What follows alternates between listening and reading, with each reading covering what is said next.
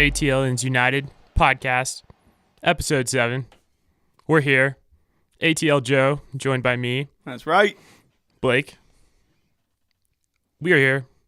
We are live. It is great to be on top of another win this week, Joe. That's 2. That makes 2. ATL 2. Two wins, 1 loss. I think what I saw, and I don't know if this was correct, was you wearing some sort of flowery headdress on Saturday before the game? Yeah, it was St. Patty's Day. Where did you get that? My girlfriend had a couple of headdresses. No, she had one, and I loved it so much I took it and wore it myself. So you took her headdress. Yes, and I put it on. We had a couple of St. Patty's tattoos. I saw those. Tatted up my face, my neck. Was looking so hard. Irish. You're looking very Irish. I don't know about hard. I was like a little leprechaun gangster. A leprechaun gangster. Yeah. Do those exist? Is that a thing in Ireland? Are there? Yeah, that's a thing around the world. Very, very small leprechaun gangsters. Don't call them fairies. They're leprechauns. Little wee man. I didn't call them. I would never call them a fairy. I would never call you a fairy, even though you kind of resembled one on Saturday. Just a tiny bit. I was a leprechaun. I would have probably guessed fairy before leprechaun, but I'm glad we cleared it up. Anyways, Joe, great time on Saturday. Leprechaun. Great game. I'm glad that all the Atlanta United faithful made it out, made it through the night, made it through an entire day of St. Patty's Day. But let's go into it. Like, what's going on with Atlanta United, Joe? What's going on around Atlanta? We made it through St. Patty's Day. What's the word?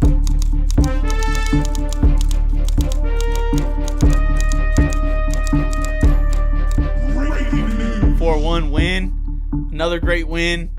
This weekend coming up, we got Brookhaven Cherry Blossom Festival. Ooh. Something pretty cool. Everyone loves their local Atlanta festivals. Go check it out. Go to brookhavenga.gov. They got tickets there. A government website? We're promoting that? Yeah. An official Atlanta government website. It's not even City of Atlanta. Okay. Let's keep going. U.S. men's national team and Mexico get another callback to the Common Bowl. Their, what's that called? Did you say Copa America? Did you say the Common Bowl? Common Bowl. It sounds like a terrible bowl game that like college football teams would play. No, it's not. It's not one of those. The Papa John's Common Bowl. It's the Chick-fil-A Common Bowl. Exactly. No, but it's all South America's best, and we got invited to it a couple years ago, and we did really well. We made it to the Final Four, and then got crushed by Argentina. But that's a huge step. If America can keep getting back into that type of tournament year after year, they do it every 2 years, and that'd be just amazing for their development. They'd finally be able to play better talent than CONCACAF, and you see how well we've done against CONCACAF recently. Yeah, I mean, are they just inviting us because we didn't make the World Cup? No. I think they just like feel bad for us, and they're like, hey, well, come play these teams. No, I think they're inviting us because they realize we got money in America, and soccer is a business, and so they're about spreading the wealth. Okay, solid business plan. That's solid. MLS, UTD, ATL UTD 2. You mean USL? USL. It's so confusing. It is, but there's a lot of acronyms. MLS is off this week for the most part. There's a few teams that are playing. Yeah, but don't be afraid. Don't be sad. Atlanta United's still playing. We still got soccer. ATL UTD 2 playing New York Red Bulls 2. You going to the game? Maybe. I don't know. I haven't decided yet. I've got a couple friends that are going, and as a season ticket holder, they give you comp tickets for at least one game. So I might use them this Saturday, depending. I'm definitely going to make it out to a couple games this year, but they kick off their home schedule. It's a great time. So they're at Coolray Field. Go check them out. Cool. I saw just a quick throw in. Footy Mob has a different sect of their supporters group that they're opening up for ATL 2. So I forget the name of it. Check it out online. But I know that some of the supporter groups are trying to get involved up there too. That's going to be awesome. Footy Mob's got it's going to be a little bit smaller crowd, but it should still be a really, really good time. Footy Mob's got their crew. What is it? 2 spikes. Or that's it. 2 spikes. Okay, that's what it was. Yeah, I couldn't remember the name. Yeah. And another, just to wrap up the news, Josef Martinez wrapping up all the awards. He's going to get goal of the week. He got player of the week. He was on the team of the week. And Gressel made the bench. That's 2 weeks in a row for Julian Gressel making the team of the week, even though it was a bench appearance. Was it bench both times? No, he made starting last week. That's and right. then bench this week. That's Wow. pretty nice.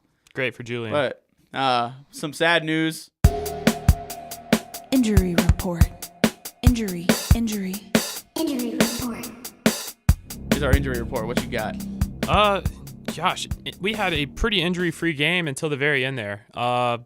Brad decided to, be the wall that he is, and he was a moving wall this time, moving with fists, and he punched our center back Escobar right in the head. So, Escobar, we hope you're okay. I heard he left, the game in an ambulance, but then later posted to social media a picture of, him in his kitchen with his wife. So he seems like he's going to be all right. Brad, next time try to go for the ball is all I can say. It was something. Brad, he's always aggressive. He came out, he made a good play on Escobar's head, which obviously is at least the same shape as the ball. Brad gets intense. He might have just blacked out for a second and went for the head. But he's struggling with his punching the ball this year. He had punched one right back into the center of the box. Someone scored, and then against Houston, then punched one of our own guys in the head. Yeah, maybe work on your punching there, Brad. But we were talking about this earlier over a piece of pizza. I think that if you're ever going to get a concussion the week before, an off week, at the very end of the game where you're able to play the whole game, never that it's a good thing. But this was a well-timed injury. I think Escobar will probably be back against Minnesota United.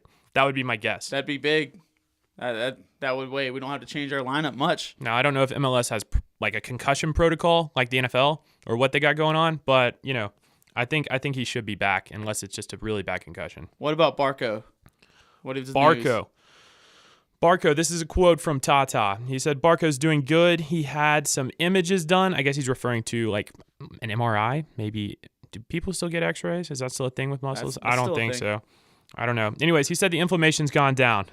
So he's in rehab. Swelling's gone down. Inflammation's gone down. He is a possible player to make the bench against Minnesota. I don't think he's going to be in the starting 11. Also, kind of sad news. Obviously, a guy that's not in the spotlight right now, backup Keecher. Did I just say that? Yeah, he's a Keecher. Backup keeper. Sounds like you're ready for baseball. Braves about to get started up. Man, I'm not a huge Braves fan, to be honest. Oh. Yeah. But we'll get into that in the coming weeks. We'll talk about why I'm not a Braves fan. Mitch Hildebrandt. He is out 8 to 10 weeks, so that's a pretty long time frame there with the knee injury. That hurts ATL UTD too, because I bet he was going to get a lot of starts with them. I think we'll probably see Can or Can. Yeah. Or Can in there. Can in there for ATL2. Maybe get him some minutes. Kind of hurts our keeper depth because Hildebrandt's a guy we brought in to really provide some competition with Brad. Yeah, had a great season with Cincinnati last year. Brought them pretty far into the U.S. Open Cup. Yeah. I think they were they the furthest USL team in the U.S. Open Cup last year? I think so. Yeah, did they beat Miami? Mm-hmm. Because Miami and then went to the semifinals or to the quarterfinals, both. It was pretty solid. Yeah. Well, hopefully we make a better, Open Cup appearance this year than last year. That was rough getting knocked out. But, hopefully all these guys get back in action. Not a huge injury report. I think Escobar will be back. I think him and Barco are at least going to make the bench for Minnesota. Not sure about the starting lineup, but we'll see. But, let's get to the good stuff, Joe.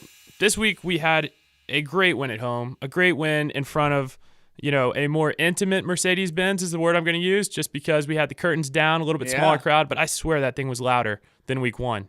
It was loud in there. Yeah, I watched the replay on TV. Yeah, I caught the game live. I was there, and it was loud in the stadium.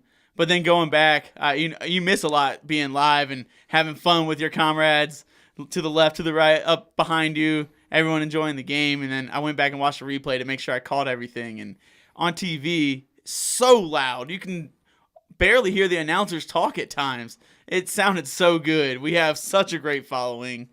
and we win this game 4-1. Another win. Cheers to our boys. Cheers. Another win. Take it down 4-1. Josef Martinez gets his hat trick. His fourth hat trick. Huge news. He's one hat trick away from being the fastest to 5 hat tricks, and that would tie an MLS record.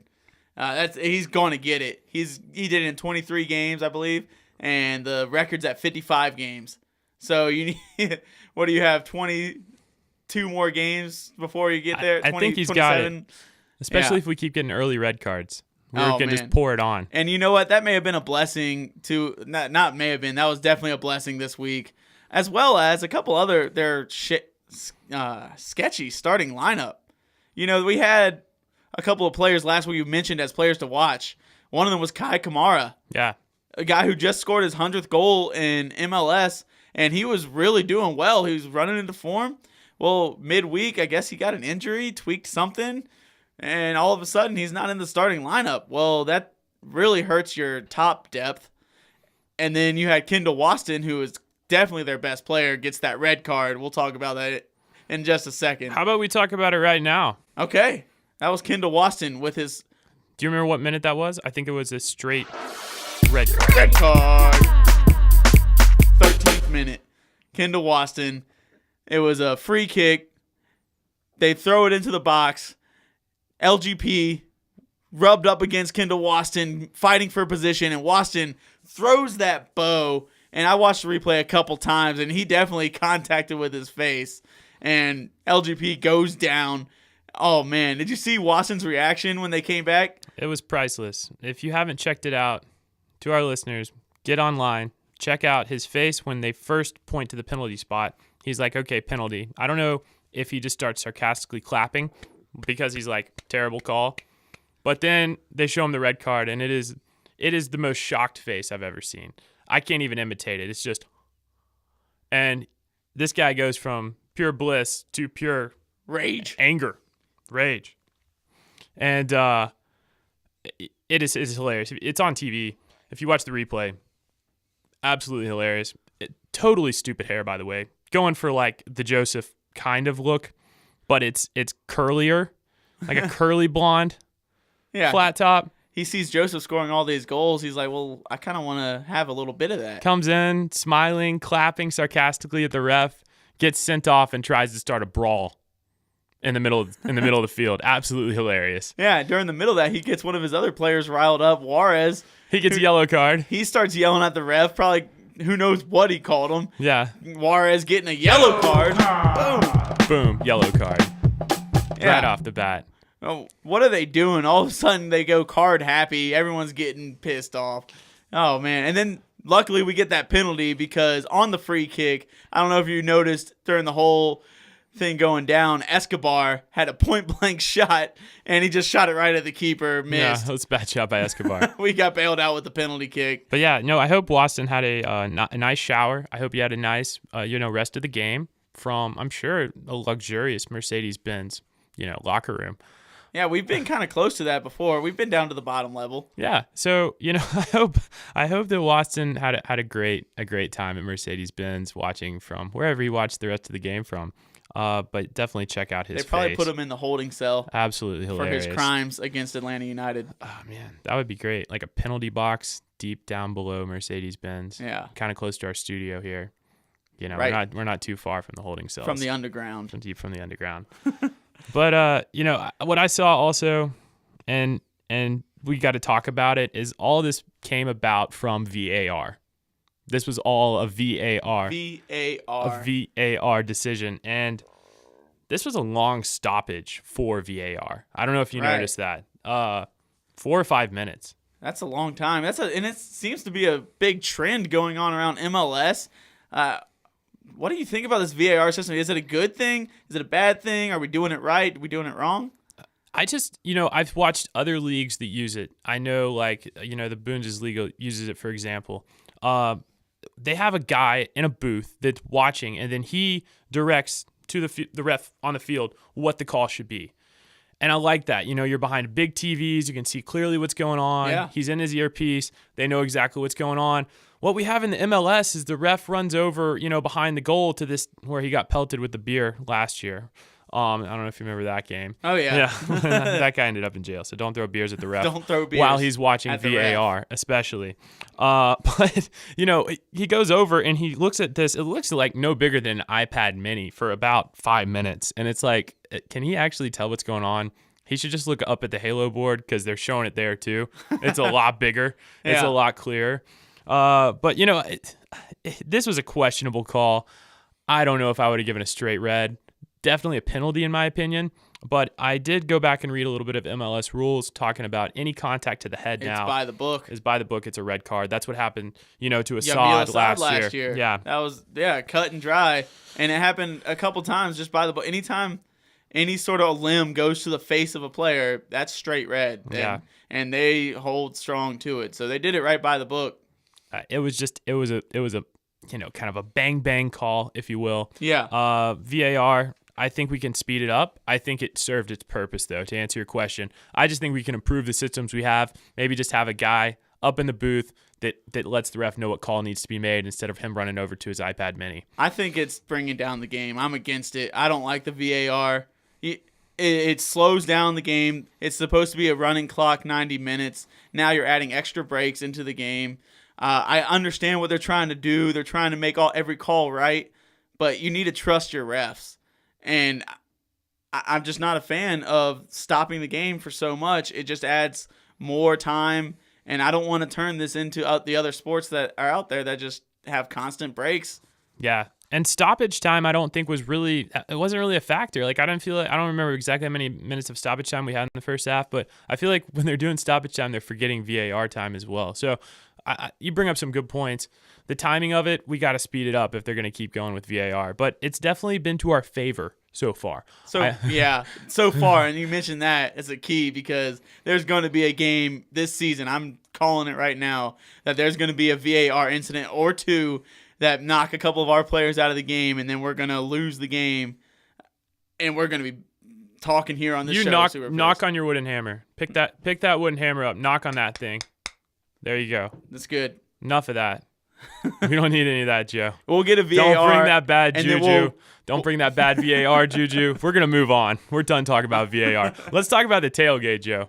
Oh, man. Tailgating was great. It was tough this time. Going into the game, we had all day, 7 o'clock game, St. Patty's Day. Yeah. We had NCAA basketball going on, a tournament that everyone drinks for, and we had a great in the Gulch. Got there, met up with my boy Chuck, fan of Maniacs. He brought the WrestleMania flag, and you saw it. You came and met us for a little bit. Beautiful flag. You were at a bachelor party. Yeah. And you came over. I put the WrestleMania flag up. I met Santa.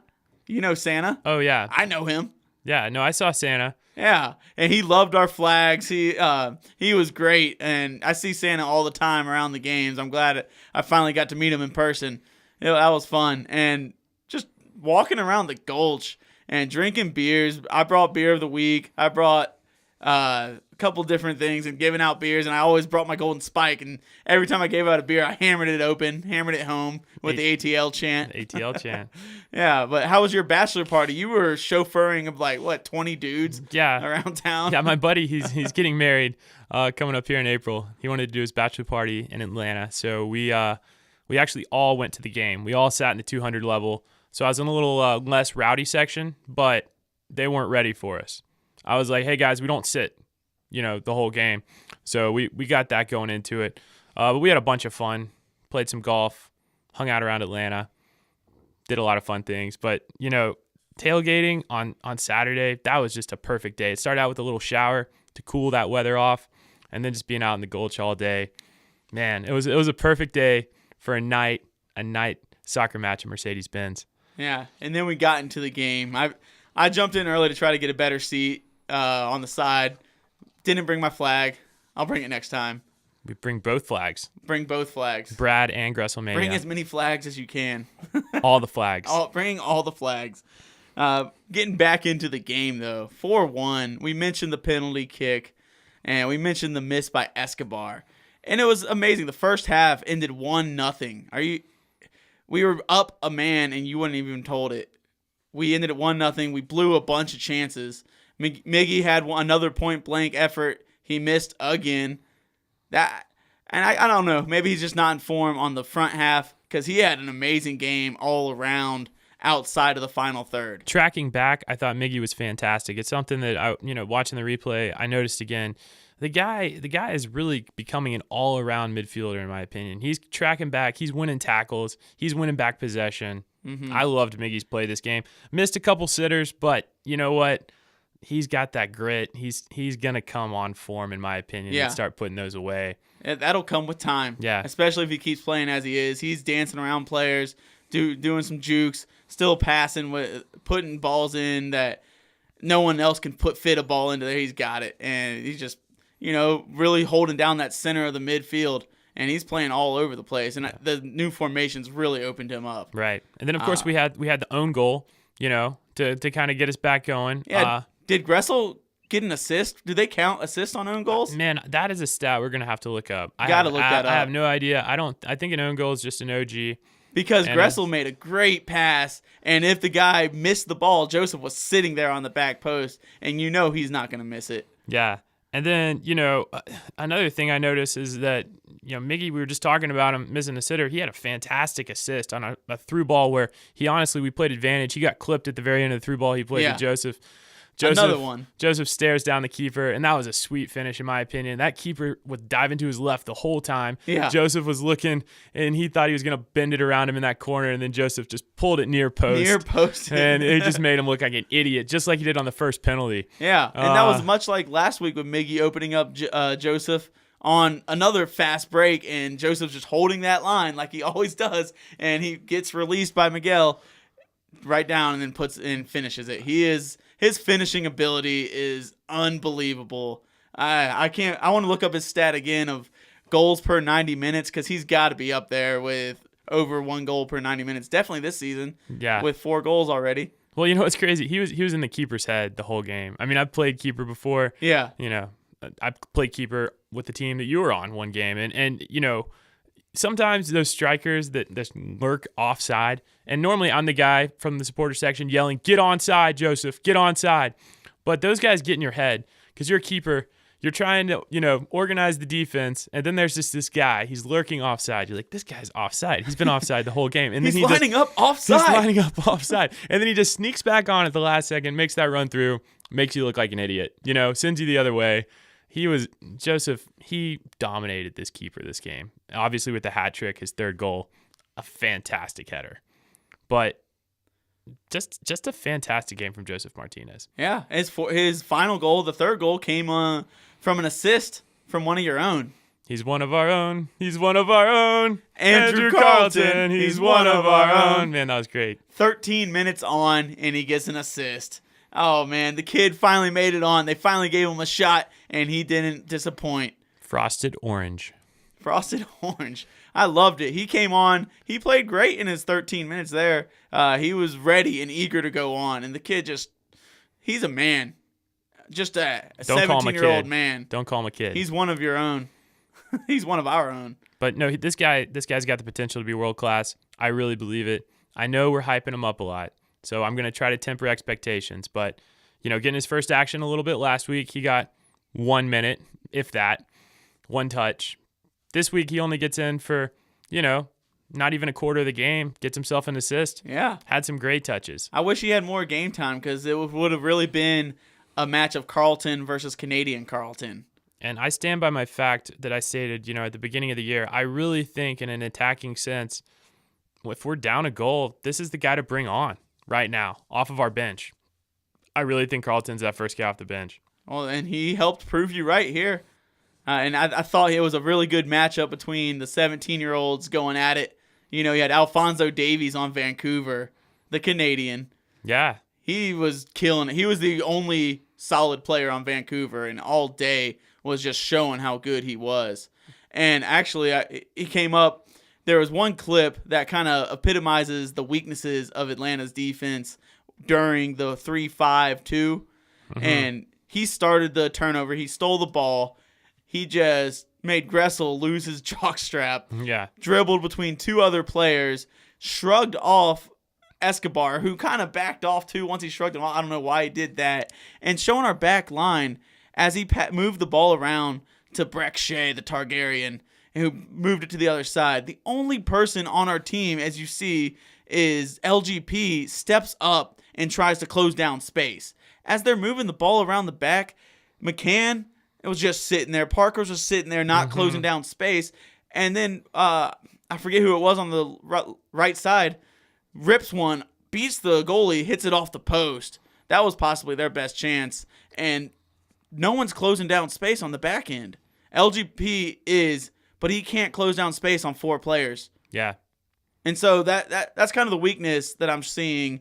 And we were man up, but at times it didn't even look like we were man up, especially in the first half and at moments like that. So that's kind of stuff we need to tighten up. But if we keep scoring 4 goals, it's not going to matter how much defense we play because we're going to win all those games. Yeah, Joe, what I saw, obviously, I thought that when you got 3 at the back, it works out perfect when you're a man up.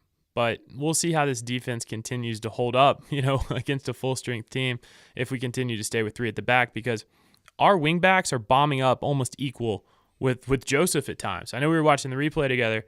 We're like, look where Gressel and McCann are. Yeah. They're like up even with the forward. They're up even with the 9. So these guys, our wingbacks are getting way up there. I wouldn't even call them defenders. A lot of times you like to call those wingbacks, okay, those are like having 5 defenders, but we just had 3 defenders this game. I guess, going into it, I saw a lot of things from our team that would be a concern if we weren't a man up. So we'll see how this plays out in the future weeks. Our defense still has some question marks, definitely. Joe, you were in the supporter section this week, right? I'm always in the supporter section. So, yes, I was. Okay, I took a week off. This has been my first week off ever since I've been going to Atlanta United games. You were still at the game. I was still there. You just had to babysit. I was up in the 200 section. A bunch of bachelors. So I can't comment directly on what happened this week. But I've been, I check out social media. I see what the fans are saying. I've been hearing some very disturbing news coming from online sources about people whining about flags and beer showers. Beer showers! They're whining about That must mean we scored a goal. People are upset that flags are blocking their view. They're upset that beer's getting thrown on them.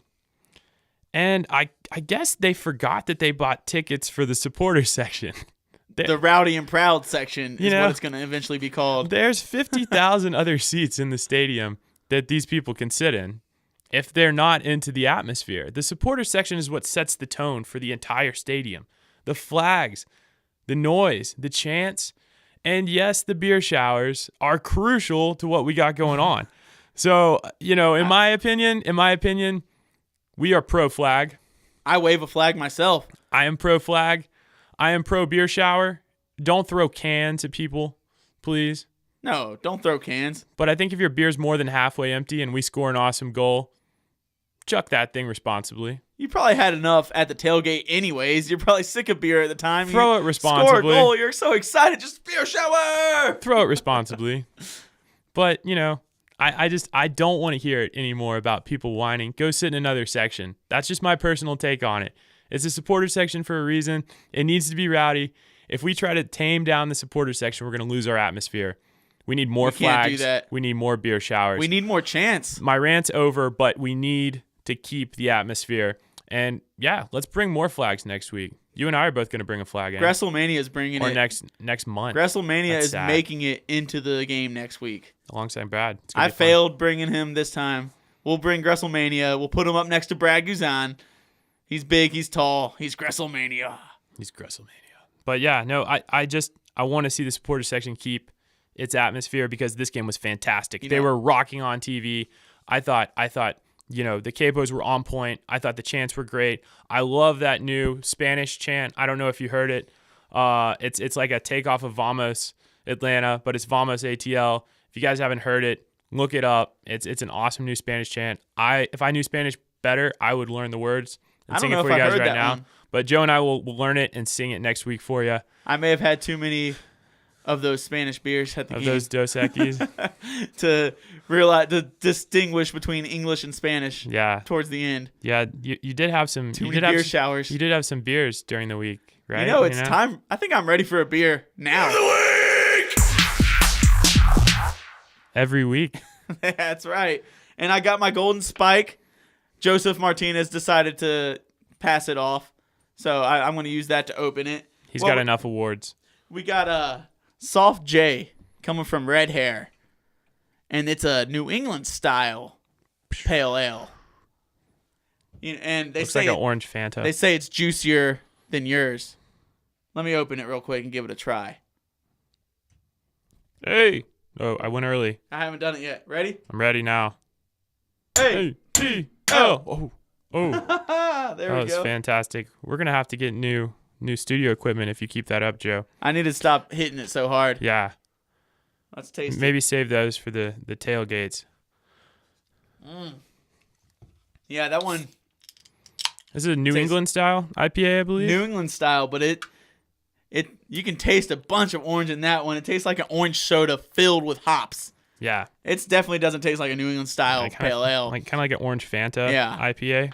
I'm not typically a New England style fan, and this one you can taste the juiciness, the oranges, and it's delicious. Yeah, it's a good beer. It's a really I good could drink beer. a lot of that. Yeah. Clearly not New England fans. Well, and they say that that ours is juicier than yours. Yeah, especially after the And- Super Bowl last year. We can't be New England style IPA fans. That would But- just be blasphemy. I am a Soft J fan. This is great beer. This is good. And this is definitely one I could put into a cup and watch a goal and shower the crowd with. Beer shower time. But you wouldn't want to waste the Soft J. Maybe a Michelob Ultra. Getting back to soccer. International duty this week. We're off. Yeah. I think that we're going to see a cool matchup. I'm hoping that in this USA versus Paraguay game, which is going to be, I believe, in North Carolina. Yeah, in Cary, North Carolina. Tuesday, we're going to hopefully get to see Nagby and Almiron. You got Nagby pitted up against Almiron. And hopefully they take it easy on each other. No one goes in hard for a tackle, anything like that. That would be the worst. Nagby injures Miggy. Yeah, one of our stars injures the other stars And, in a friendly. that would not be good for the locker room. But yeah, the U.S. national team, we're both fans casually, but you're probably more intense than I am.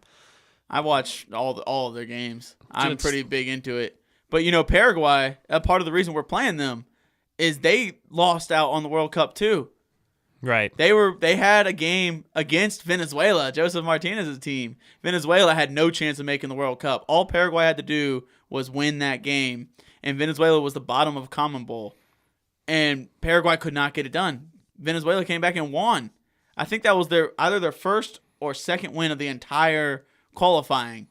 And sadly, they didn't go on. They would have knocked out Argentina if they had won. It would have been cool to see Miggy at the World Cup. That would have been a really cool thing. I was going for that. Because then he's going to get recognized and someone's going to come play big bucks, bigger than they're already going to pay for him.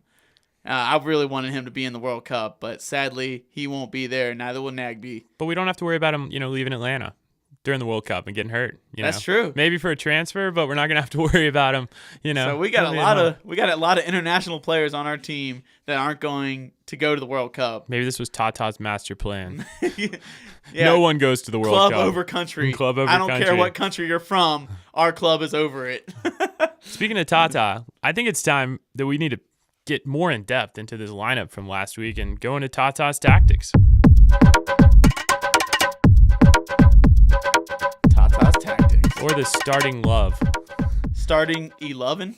The starting 11. Starting I love. As I so famously misworded recently. Yeah, but Let's Tata's break it down. tactics. He did the same thing again, and I don't blame him. Why would you go away from a good thing? He did that 3-5-2. Yeah. It worked again, especially thankful to the help of playing against 10 men. Which was part of his tactical plan. Get Yes. someone sent off in the first couple minutes and Get their best players You know. sent off. I actually kind of like that plan going into every game we play. yeah. So if we keep getting that VAR to our favor, I think we should stick with the same tactical plan. Yeah, but Best player sent off. and that only works so much though. And the 3-5-2 has worked to a T, and it's really opened up that space. We went into it deep last week.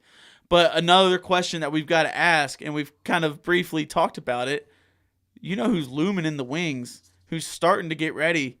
Barco. The boat. Ezekiel Barco. The boat is still out there. The boat. He's in the harbor. He's about to dock shore. He's coming in hot. What happens when he comes back to the lineup? Who do you drop? Who would you drop, Joe? Who would you drop from this starting love? Now, if he's got to come back, he's got to train, and that's a big key. Watch for training. When does he start training again? Yeah. I don't think I put him into the starting 11 right away. Gressel is in the form of his life right now. Back-to-back MLS Team of the Week appearances. Yeah, he's picking back up. You know, he started off shaky in preseason in the game 1, and now he moves to the wing, and he's looking like he did when he won Rookie of the Year. Yeah. I don't want to take him out. You don't move him. Maybe Escobar is more hurt than we thought, and then that's a great way to kind of put Barco in there. You can move Gressel back into. You can go back to the 3-3. 4-4-1. What was it? That was it. Essentially. Or 4-3-3. Yeah. Playing with, putting Barco back on the left Yeah, wing. and you can roll Gressel on the right, and he'll still be a wing back that goes way up, and you can kind of tinker with that lineup, but I would still give Miggy all sorts of space, and then you can put Barco on the left where he wants to play. Yeah, because, we bought him to play wide left. I think that's without a question. He was going to take where Assad played last year. That was where Barco was supposed to go. Yes. But now what we have is we're playing with two strikers up front, and there's the wide left guy has been either McCann or Garza in that wingback role. I don't think Barco tracks back that far. I don't think he could slot in where Garza and McCann have been playing. That's my personal opinion. So I think we have to. I think we have to switch formations, like you were saying, to really bring Barco back in the lineup. Now, if we're going to stay with the 3-5-2, I really think Barco could play where Miggy's playing, but you're not going to switch him with Miggy. Yeah, and I really like that midfield three personally of Larry, of Miggy and Nagby. Right. With Miggy kind of heading the spear. I think it's been working fantastic the last two games. So this is a real head scratcher because you would think that Gresselmania is the one that you take out because he's the one you put in there. Yeah. But you got Gresselmania playing so well. Now you're like, okay, well, we spent $15 million on this kid, and now we don't have a spot for him. Yeah. This is a good problem to have. This is a really good problem for Tata. It's the best problem to have. We got the most expensive signing in MLS history, and we don't know where to put him. That shows how well this team's playing in this new formation. I think what we'll see is probably another 3-5-2 at Minnesota. That's my personal opinion. But once Barco's fully healthy, I think we got to switch formations to find a place for him in the team. He's just too good, and we spent too much money on him to keep him on the bench. Yeah. So he'll get in there, but I think it's going to be slowly putting him back in. We know this a 4 to 6 week injury is something pretty severe. Yeah. And he's got to get back up to game shape. So we got a little luxury. We can put him as the first guy or second guy off the bench, and he can slowly get into game fitness. And then as one of our players might be losing form, Barco can kind of take over that spot, and it's kind of to see which of those players is he going to take out. We got a lot of international breaks coming up. Carlton is going with Gosselin. They're going to go play with the U20s. Cool. And they're going to be out longer than the regular international break. Gotcha. U20s got a game against, I think it's England. It's some international. And then they're going to go to Spain and play a club team, Atletico Madrid. So they're going to be out for a couple weeks. Carlton's going to miss that Minnesota game and maybe more. I don't know. So we're going to need Barco in there as a sub as well. And we're going to start rotating players. The U.S. Open Cup, that doesn't start till I think May. It's already started, but not for MLS. I think that MLS gets the draw in May, and we'll see who we play there. We got a lot of games, a long season. We're going to need all the depth we can get. I just think this is a great problem to have. But again, it's great to talk about because this 3-5-2 kind of came out of nowhere, and it's worked to perfection the last couple weeks. Joe, we got an off week this week. We got an off week. We got no Atlanta United. We got ATL 2. We got for our listeners that want to still get out there, be rowdy and proud. Go support them. That's going to be know. a fun game. Coolray Field. It's a baseball stadium, but who knows? There's going to be a lot of goals there. It'll probably be more exciting than NYCFC's baseball stadium that they Yeah. call a soccer stadium, Yankee Stadium. And next week we got some international games. We can go watch our players play. Yeah, Make a trip down to North Carolina. Go see Miggy play against Darlington. or down. Some people are further north. Yeah. Not everyone's from Atlanta. But I'm gonna miss soccer this week. I know our players need the rest. Hopefully we get geared up. All our injured players get healthy coming into Minnesota, and we go up there and do what we did to them last year in the snow. We just beat them down. Yeah, and Minnesota is coming off of 2 wins. We're sitting 3rd place in the East right now. You got Minnesota sitting top of the West, as well as LAFC. You've got MLS breakdown going on. You got NYCFC and Columbus sitting above us, and we're in 3rd. Yeah. We are coming off 2 wins. New York go ahead and beat Orlando City, who's sitting at the bottom of the East. Went down again. Yeah, they're sitting above Toronto and another team, Philadelphia, but Orlando City is just tanking hard. A lot of season left, but they had some expensive signings too, and they're really not living up to their potential. Yeah, a couple of them haven't played yet. Yeah. Kleshton made it back in the lineup. Still didn't help. David Villa didn't even play for New York City, and they still got the win. New York City still pulled it out because it's Orlando, and they are awful. Yeah, but coming up next week, we'll have that full Minnesota United preview. That's going to be something where Joe and I really break down exactly what we got going into that game, what our lineup's going to look like, who's healthy, how international play went. So make sure you catch us next week. Joe, I think that's about it for this week. Yeah, it's been another great win. It's been a great week. Cheers. Drink some Soft J. Soft J. Check us out online. Not a hard J. We got ATLiensunited@gmail.com. Hit us up in an email. Tell us if you like the show or not.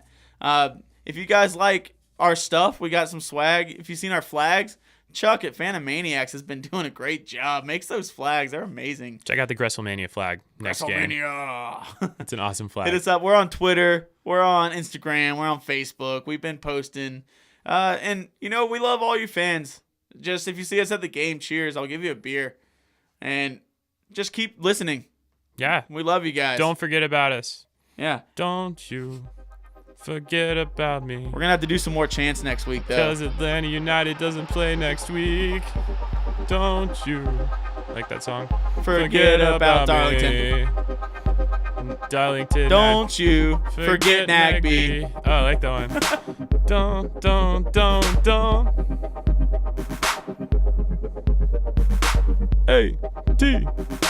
ATL.